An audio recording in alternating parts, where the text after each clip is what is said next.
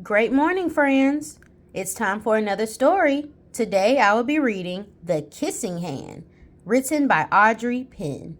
Illustrations by Ruth E. Harper and Nancy M. Leake.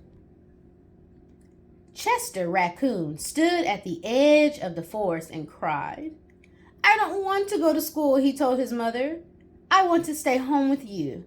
I want to play with my friends and play with my toys and read my books and swing on my swing. Please may I stay home with you?" Mrs. Raccoon took Chester by the hand and nuzzled him on the ear. "Sometimes we all have to do things we don't want to do," she told him gently, "even if they seem strange and scary at first. But you will love school once you start. You'll make new friends and play with new toys. Read new books and swing on new swings. Besides," she added, "I know a wonderful secret that will make your nights at school seem as warm and cozy as your days at home." Chester wiped away his tears and looked interested. "A secret? What kind of secret?" "A very old secret," said Mrs. Raccoon. "I learned it from my mother," she said. "It's called the kissing hand." "The kissing hand?" asked Chester. "What's that?" "I'll show you." Mrs. Raccoon took Chester's left hand and spread open his tiny fingers into a fan. Leaning forward, she kissed Chester right in the middle of his palm. Chester felt his mother's kiss rush from his hand, up his arm, and into his heart. Even his silky black mask tingled with a special warmth. Mrs. Raccoon smiled. "Now," she told Chester, "whenever you feel lonely and need a little loving from home, just press your hand to your cheek and think, 'Mommy loves you, Mommy loves you.' And that very kiss will jump to your face and fill you with toasty warm thoughts." She took Chester's hand and carefully wrapped his fingers around the kiss.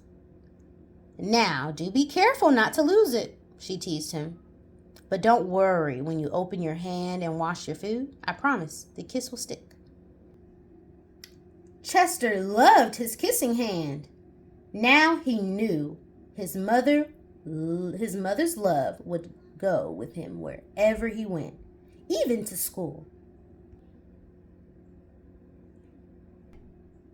That night, Chester stood in front of his school and looked thoughtful.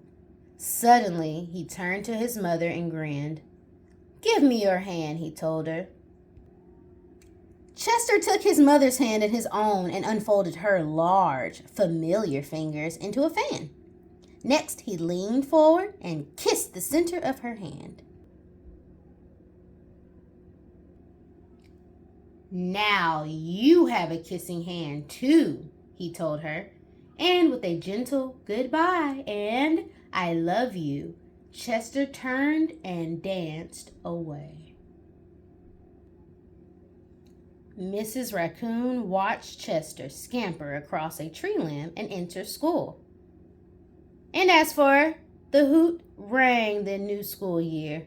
She pressed her left hand to her cheek and smiled. The warmth of Chester's kiss filled her heart with special words. "Chester loves you," it sang. "Chester loves you." Whenever you have a scary time, think about the kindness someone shared with you to keep you going through your day. And that is the end of our story time. Now look at this beautiful illustration. An illustration is an interpretation made out in the forms of drawings, also sometimes sketches. And you can get a piece of paper and design your own magical forest school, just like